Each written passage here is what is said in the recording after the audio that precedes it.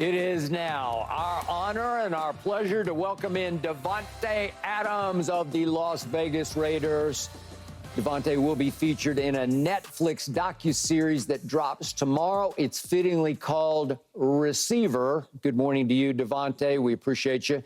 Could you please start us off by giving us some idea of what Receiver is all about?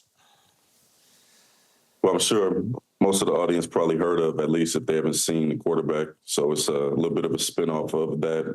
Only difference is this one is a lot more interesting, obviously. Got some of the most dynamic players in the world getting together. Me, JJ, George, Amon-Ra, and Debo. A little bit of everything, man. It's going to be a little bit of our lives, get a little peek of our lives, get to watch us practice a little bit, watch us interact, with within the organization, a little bit of trash talk on the field, and just kind of ultimately get inside the mind of, an elite athlete in the way we attack our business every single day. So I had a great time filming it. Honestly, it wasn't my first choice coming into it because I'm kind of a private guy and I don't really have a lot of my stuff out there in the open for everybody to see. I kind of pride myself on being a little bit more mysterious, but when I talked to my wife, I talked to some of my friends, family, even some of my teammates, they all encouraged me doing it. So definitely glad we did it. So Tay, do they catch you at the house with the kids, going around school, taking them to school, some of that stuff? A little bit of everything, man. We had my daughter's fourth birthday at the house, so we got to catch some reactions of some of her classmates and their parents that didn't know that I was who I was. They see my wife dropping off my daughter at school, and then she said, "Hey, you want to come to the house for my daughter's for Deja's birthday party?" And they go, "Oh yeah, of course." And they get the address, and then they show up at the house, and they're like, "The heck is going on here?" Like I didn't expect this. So, and then you have the ones that obviously did know. And, it's cool to kind of invite them in, have them follow us around, going to gymnastics class, just a little peek inside our lives, man. It's real cool. Very cool. So talk some Raiders. What will it mean to you that Antonio Pierce is now officially your head coach?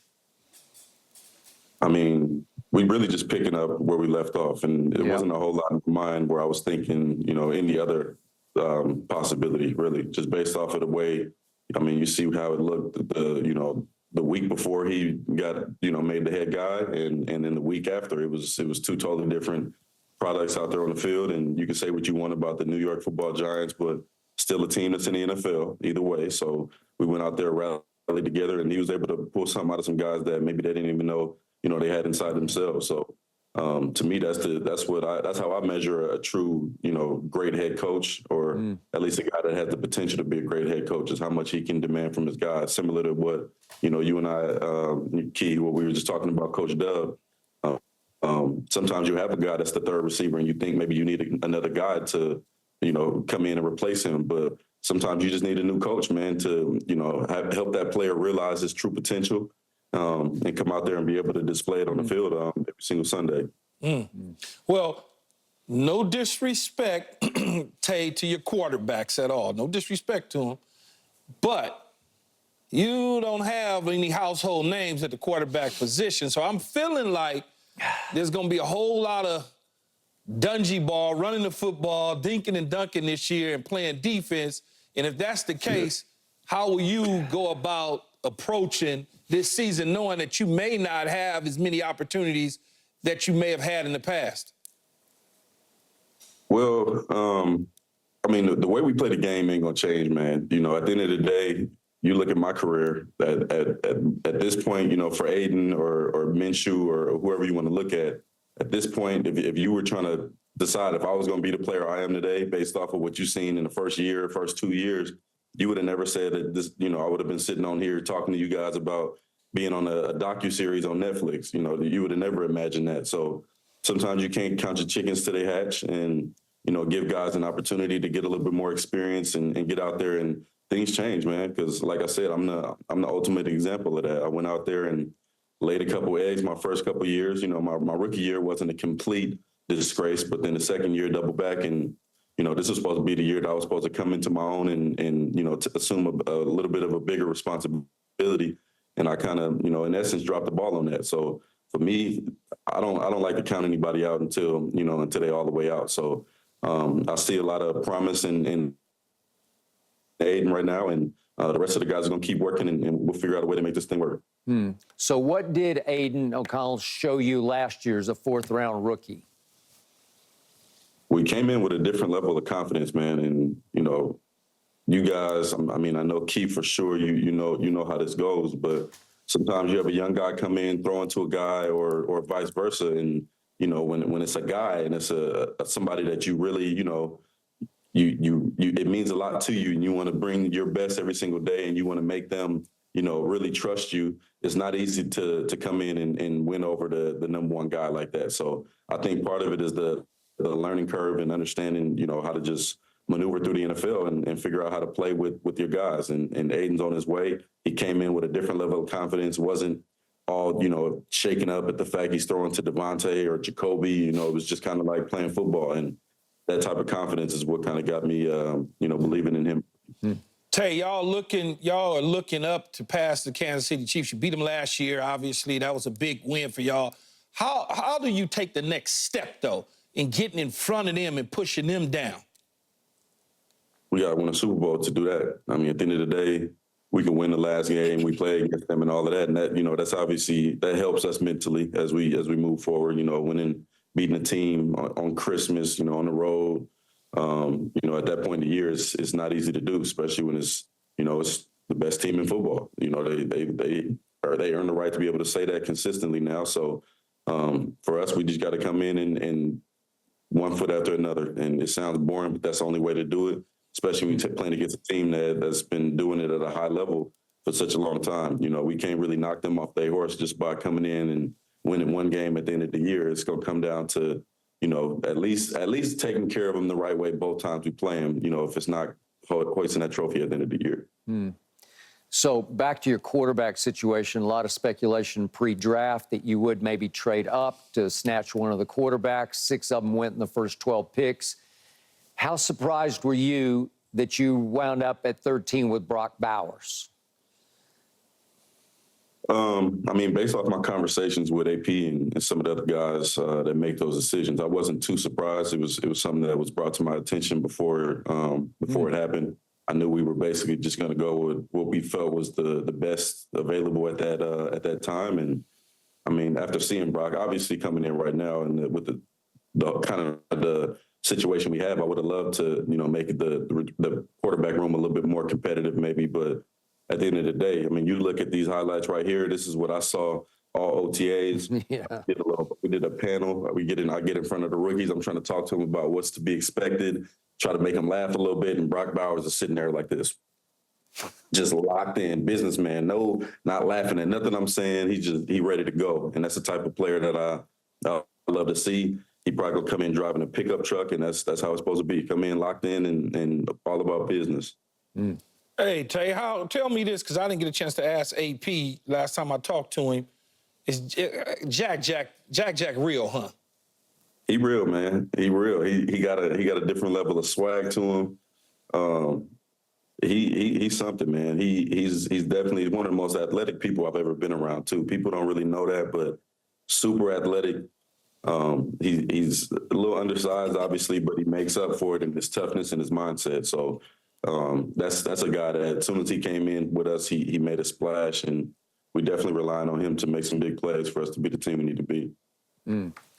So Davante, are you still the best receiver in football? I don't know, Skip. What do you think? Why you gonna ask him that? You asked a receiver, though. Think about that. Well, if I ask Keyshawn would say you're still the best receiver, Absolutely. right? Yeah. Well, there you go. Yeah. But here's what I'll say, man, because really, no disrespect, but I'm done making, top 5 lists and my the best. Like, at this point, I'm trying to continue to stack success so that I can have that jacket when I'm done. I want to, 2 things that's on my mind is hoisting that trophy before it's all said and done, and putting that jacket on. So I don't know how many guys that are playing right now can have that conversation and not feel silly talking about putting that jacket on. So I don't know if that answers your question or not, but that's the only answer I got for you right now. I'm working for bigger things than just trying to be the best receiver in football, currently. So what I think about you is I believe you are still uncoverable. And I do hurt for you occasionally. You've had decent quarterbacks, but you haven't had that lately top-level quarterback. Maybe one of those will turn into that next year. I don't know. But when I watch you, the routes you run, and your ability to explosively separate, I don't see anything better, but that's just me. And with your experience, if I factor all that in, I would still rank you as the top receiver, but that's just me. You disagree, Keyshawn? No, I don't. You know the way I look at it, Skip and Tay, I don't look at the numbers, because I can get him 200 catches if I choose to do so. Absolutely. So the numbers don't really mean anything. Yeah. It's a matter of what is he bringing to the table? When is he bringing it to the table? Can I rely on him on 3rd and 9 when the entire stadium know that Tay is getting the football? Yeah. I bet on him. No, I don't bet on the DB. So that's how I look at it. I don't care that somebody caught 100. You better catch 140 balls. They throwing your ass 260 of them. So I don't worry about the statistical side. I just, what are you bringing to the table? Or do they fear you? Or are you a red dot guy when they sitting in the meeting room? And I think he is, for sure. Well said. So, Davante, do you miss anything about Aaron Rodgers, just being around him? Whatever, anything? I miss a lot about Aaron Rodgers, man. I mean, obviously, you know, the greatest quarterback to play this game, and that's my opinion. There's millions of opinions, but when you talk about a player's ability to just lift up another player. We were just talking about that with Coach Dub, AP. Like, I think about the days in Green Bay where maybe Aaron would be, you know, he wasn't at OTA practice versus the days he was there. And that was before I really looked at myself as somebody that brought up everybody just by my presence, you know, being physically there, and just how you affect the defense, and just the, you know, the whole tempo of practice is just different. So when you have a guy like that, not only can he throw the ball, but he literally makes everybody play to the best of their abilities, because it's one of those things. And Josh McDaniels and I used to have this conversation. He got to the point where he got tired of screaming at all of us and yelling. He would bring the captains in and say, they need to be fair than y'all. Like, they need to be worried about you guys. And that's how it was with him. You know, everybody was afraid to let Aaron down, because you saw what he bring every day. You see the intentionality he brings to practice. You know, his football mind was unbelievable, and obviously a great friend to all of us. So I miss a lot about him. And, you know, absence makes the heart grow fonder. So I think that's another why I miss him so much. But, you know, great guy, greatest thrower of all time. So a lot to miss, for sure. Well said. Yeah, I echo the same things, except never mention Josh McDaniels when you're talking to me, please, because I hurt for you being in that system and dealing with that situation. But I said that you didn't. That's all.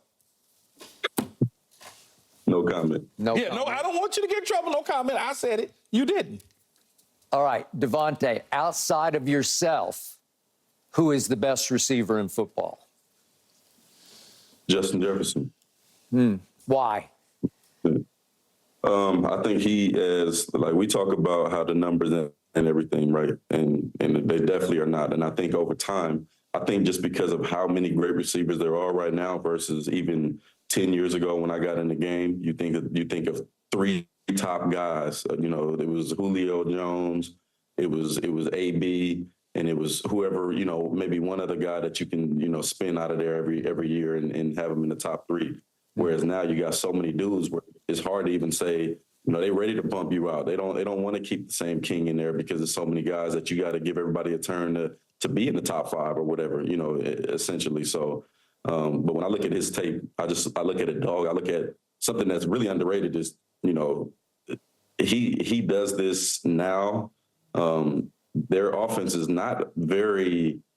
I don't want to talk down on offense, but it works, but it's not a whole lot going on. I mean, they run a lot of the same things, a lot of crossing patterns, and these dudes know, but the way he can set it up and the way they run some throwbacks off of the, you know, some of the routes that they run and keep the defense honest, he really knows what he's doing out there. He's starting to become a little bit of a figure in the league, as far as it's not just the gritty and the gimmicks and stuff that, you know, maybe thought it was at the beginning, which he did revolutionize the game with that too, and that's very underrated. But his ability to run routes and understand how to create separation.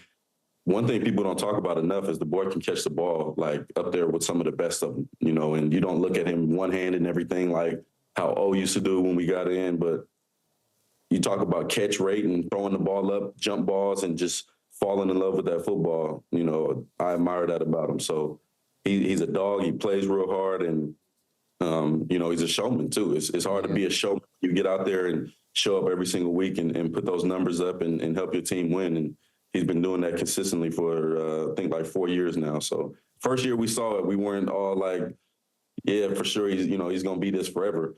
But now we're starting to see, man, this boy is healthy. This is what you're getting. So, Davante, got to let you run. We will look forward to the dropping, not of the football, but of receiver on Netflix tomorrow, and we'll see some behind-the-scenes Davante Adams. People on that Netflix with him ain't dropping balls, Skip. No, they're not. Nobody's dropping any balls. No. All right. Thank you, sir. Up next here on Undisputed, Joel Embiid does react to the addition of Paul George.